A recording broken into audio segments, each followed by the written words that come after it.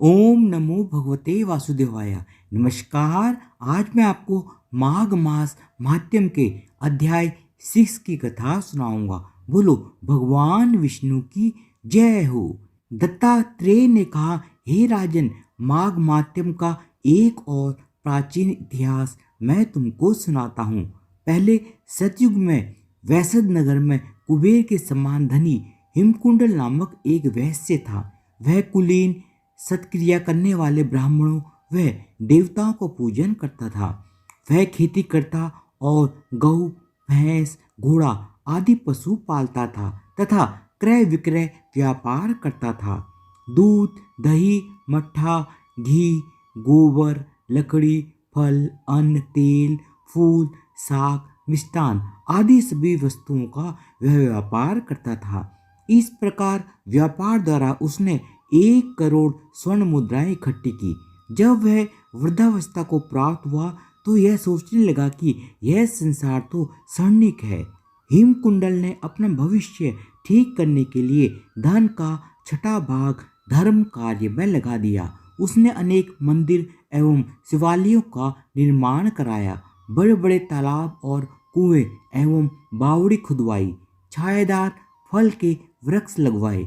वह नित्य प्रति अन्न दान करता था। पुराणों में जिन दानों का महत्व बताया है वह उसने सभी किए और इस प्रकार वह अपने शेष जीवन को धर्म कार्य में व्यतीत करने लगा। उस धर्मात्मा वैश्य के उसी समय में 2 पुत्र पैदा हुए जिनका नाम उसने कुंडल और विकुंडल रखा। जब वे पुत्र युवा हुए तो उसने अपने घर का भार व व्यापार पुत्रों को सौंप दिया और स्वयं भगवान की तपस्या के लिए वन में चला गया। भगवान की आराधना एवं तप करता हुआ वह वैश्य अंत में बैकुंठ गया। हे राजन, उसके दोनों पुत्र कुंडल और विकुंडल जब बड़े हुए तो पिता के अपार धन को देखकर अभिमानी हो गए। वे दुष्टों की संगत में पड़कर दुष्ट कर्म करने लगे। माता तथा गुरुजनों के वचन वे नहीं मानते थे और अधर्मी बन वे गलत मार्ग पर चलते हुए परस्त्रीगामी हुए। वे वेश्या एवं दुराचारानी स्त्रियों के साथ हमेशा रहते। वे हर समय धूर्त, पतित और मक्कार पुरुषों से घिरे हुए रहते थे। अच्छे कीमती वस्त्र धारण करते, चंदन, कस्तूरी आदि का तिलक लगाए अपना ऐश्वर्य दिखाने के लिए मूल्यवान आभूषणों को धारण करते थे।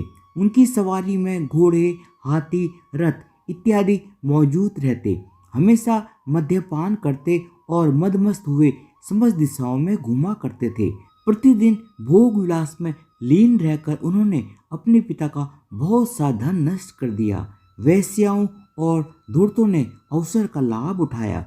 उन्होंने धीरे धीरे उसका सारा धन नष्ट कर दिया। इस प्रकार जब उनका सारा धन और वैभव नष्ट हो गया तो उनकी आंखें खुली। तब वे बहुत ही ज्यादा दुखी और परम दरिद्री हो गए और भूख से व्याकुल होने लगे। धन के नष्ट हो जाने पर मित्र, स्वजन और सेवक उनको छोड़कर चले गए। उनके साथी उनकी निंदा करने लगे। जब भूख से व्याकुल हो गए तो वे चोरी करने लगे। कर्जदारों के और राजभय से वह नगर छोड़ वन में रहने लगे। वहां वे जानवरों का शिकार करके मांस खाने लगे। एक दिन वे पापी किसी पर्वत की ओर चले गए। वहां बड़े भाई को सिंह ने खा डाला।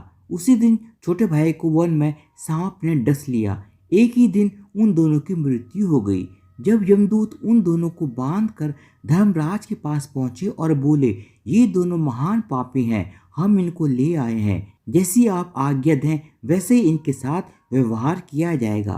तब यमराज ने चित्रगुप्त जी से उन दोनों का लेखा सुना और कहा, एक को महान नरक में डाल दो और दूसरे को स्वर्ग में स्थान दो। यमराज की आज्ञा पाते ही दूतों ने कुंडल को महान नरक में डाल दिया और विकुंडल से मधुर वाणी में कहा, आप स्वर्ग में पधार कर वहां के दिव्य सुखों का उपयोग करें। उन दूतों की बात को सुनकर विकुंडल संशय में रह गया। धन्यवाद। इसी के साथ माघ मास महात्म्य के अध्याय 6 की कथा समाप्त होती है। बोलो भगवान विष्णु की जय हो।